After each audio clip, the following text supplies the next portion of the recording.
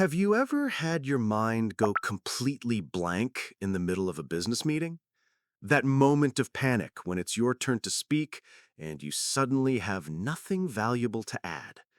It's not just you, and it's not because you're a boring person or unintelligent. The problem is that we treat professional meetings like a high-stakes performance. We have dozens of thoughts and ideas, but an overactive professional filter stops them before they ever reach our lips. Every time you think, that's not smart enough, or someone else probably already thought of that, you are strengthening this filter. The more you worry about saying the perfect thing, the more likely you are to say nothing at all and be perceived as boring or disengaged. Today, we are going to learn how to bypass that filter. I'm going to give you a three-part charisma formula that will ensure you are always seen as an engaged, high-value contributor in any meeting.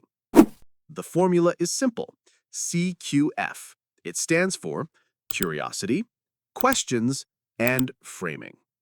C.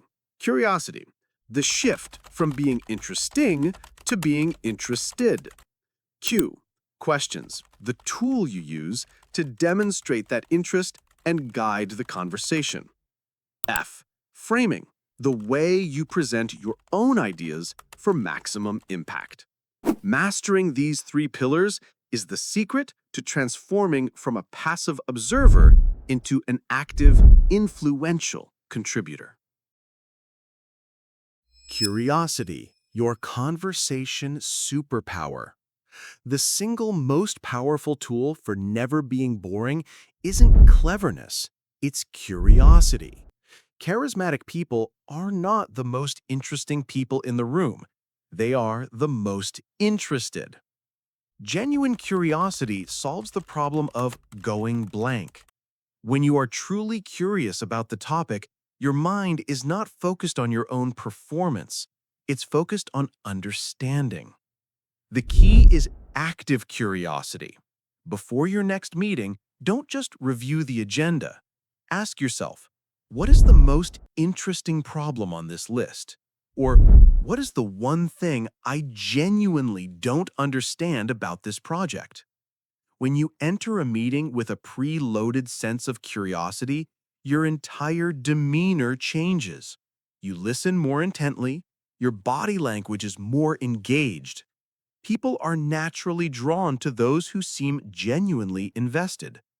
In a world where most people are waiting for their turn to speak, the person who listens with genuine curiosity becomes magnetic.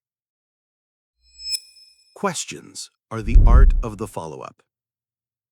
Curiosity is the mindset. Questions are the tool. A great conversationalist doesn't have the most to say. They know how to ask the best questions. Most people in meetings ask basic surface-level questions, but a charismatic communicator masters the follow-up question. The magic formula is listen, identify a key detail, and dig deeper. For example, a colleague says, "The initial user feedback on the new feature has been mixed." The boring response is, "Okay, thanks for the update." Conversation ends. The charismatic follow-up is, "That's interesting.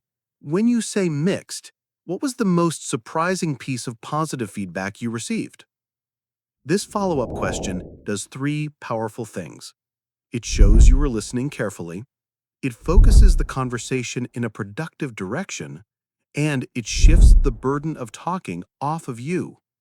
By mastering follow-up questions, you can guide an entire conversation while saying very little yourself, which makes you appear thoughtful and in control. Framing, delivering your ideas with impact. Once you've used curiosity and questions, it's your turn to contribute. This is where most people fail. They state their idea as a simple fact. Charismatic communicators frame their ideas. Framing means connecting your idea to a larger, shared goal. It's not just what you think, it's why it matters to the team. Let's look at the difference. The boring delivery, we should increase the marketing budget. The charismatic frame, I know our primary goal this quarter is to increase market share. Based on the data from the last campaign, I believe a 15% increase in our marketing budget is the most direct path to achieving that specific goal. The first is just an opinion. The second is a solution tied to a shared objective. It shows you are not just thinking about your own department, you are thinking about the entire company's success. Always frame your contributions around the question, how does my idea help us achieve our collective goal?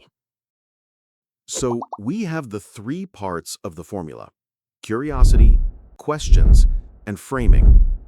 How do they work together in a real conversation? Let's imagine you're in a project update meeting. A colleague from the design team says this: "We're a bit behind on the new user interface design. We've hit a few creative roadblocks." The boring passive response would be silence. You think, "That's not my department, not my problem," and the meeting moves on. Now, let's apply the charisma formula. First, C, curiosity. Instead of seeing a problem, you see an interesting challenge. Your mind activates. You're no longer thinking about yourself, you're thinking about the problem. Next, Q, questions. You use a follow-up question to show you're engaged and to gather more information. You say, "Thanks for sharing that. I'm curious, what's been the most challenging part of the design so far?" Your colleague is impressed that you're interested. They reply, "We're struggling to make the main dashboard feel intuitive without cluttering it with too many features." Finally, F, framing. Now you see an opening to add value. You have an idea, but you don't just state it. You frame it. You say, "That makes sense. I know our main goal is to reduce user confusion. From my perspective in marketing, users always respond well to a simple three-part layout. What if we tried framing the dashboard around the top 3 actions a new user needs to take?" Look at what you just did. You didn't just speak up, you guided the conversation, showed collaborative interest, and offered a solution tied to a shared goal. You went from being a passive observer to being an active, high-value leader. That is the power of the C.Q.F formula. Let's recap. Being boring isn't a personality flaw, it's a strategic error. You've now learned the charisma formula to correct it. C. Be curious. Focus on the problem, not your performance. Q. Ask questions. Guide the conversation and show you're engaged. F. Frame your ideas. Connect your solution to a shared goal. These skills will transform your professional presence. Meetings will become your opportunity to lead. Now you have the formula. The only thing left to do is use it. If this formula gave you a new tool for your career, show your support with a like so more people can find this channel. And if you are serious about becoming an influential communicator, hit subscribe. Thanks for watching. Let's ascend together.